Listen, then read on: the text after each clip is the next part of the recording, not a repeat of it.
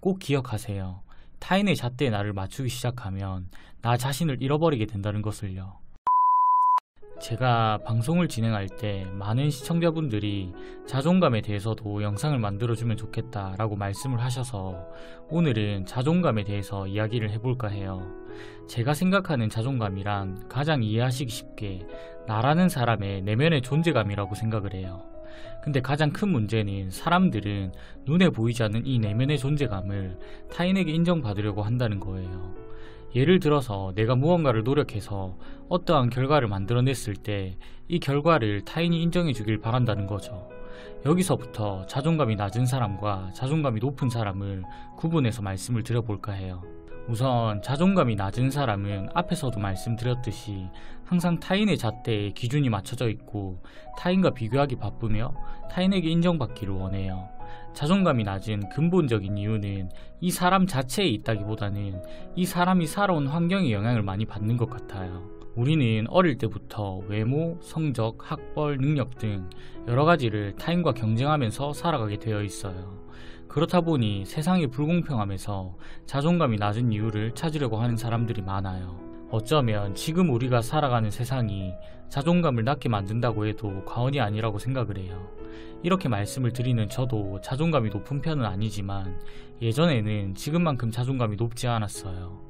저의 직업 자체가 다른 사람에게 얼굴을 드러내고 이야기를 하는 직업이다 보니 항상 외적인 부분에 대해서 다른 사람들에게 이런저런 지적을 많이 받게 되더라고요. 그래서 저는 항상 사람들이 지적하는 부분들을 하나하나 고쳐보려고 노력하면서 살아가기 시작했어요.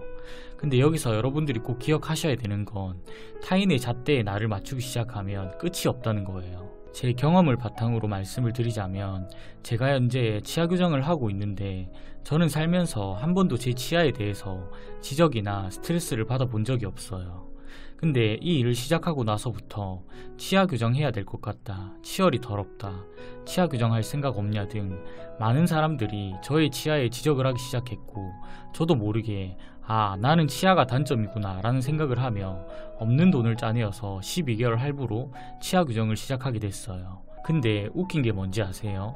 치아 교정을 하고 나면 이제 이런 지적들이 안 나올 줄 알았는데 이번에는 눈썹이 어떻고 코가 어떻고 턱이 어떻고 또 다른 지적들이 나오기 시작하는 거예요. 그때 저는 딱 느꼈죠. 사람들은 항상 현재의 내 모습에 만족하지 못하고 단점들을 찾아내고 지적을 해서 내가 더 나아지기를 원한다는 걸요. 그렇기 때문에 제가 타인의 잣대에 나를 맞추기 시작하면 끝이 없다고 말씀을 드렸던 거예요.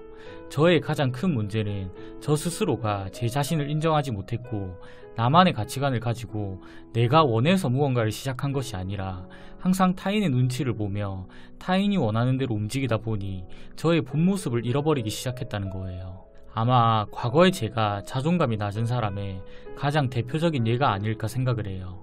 그럼 이번에는 자존감이 높은 사람에 대해서 이야기를 해볼까 해요.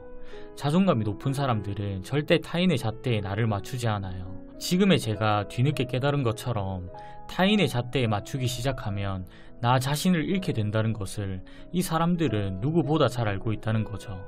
그렇기 때문에 현재의 본인 스스로의 모습에 만족하고 살아간다는 뜻이에요. 물론 자존감이 높다고 아무런 노력도 하지 않고 그렇다고 부족한 부분이 없는 건 아니에요. 자존감은 분명히 노력이 필요한 부분이거든요. 단 자존감이 낮은 사람과의 가장 큰 차이점은 내 부족한 모습을 있는 그대로 바라보며 좋은 부분들을 찾아서 내가 찾은 좋은 부분들을 극대화시키기 위한 노력을 끊임없이 한다는 거예요. 그러면서 조금씩 자존감을 높여가기 시작하는 거죠. 여기서 가장 중요한 점은 타인을 위해서가 아니라 온전히 나 자신을 위해서 시간을 투자하고 노력을 한다는 거예요.